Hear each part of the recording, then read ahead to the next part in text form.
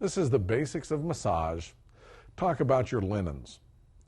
Most jurisdictions require a fresh set of linens for every client that you work on. That generally involves both the bottom sheet or covering for the table, any kind of top sheet that you may use, and or a towel or towels if you use various towels for covering.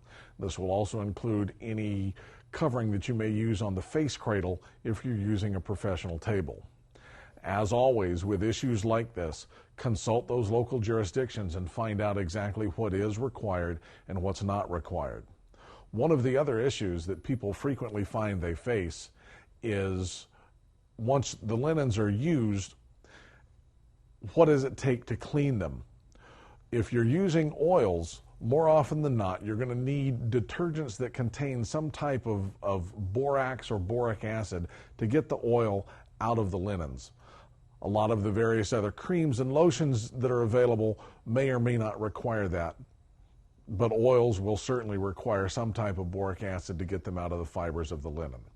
That's basic massage linens.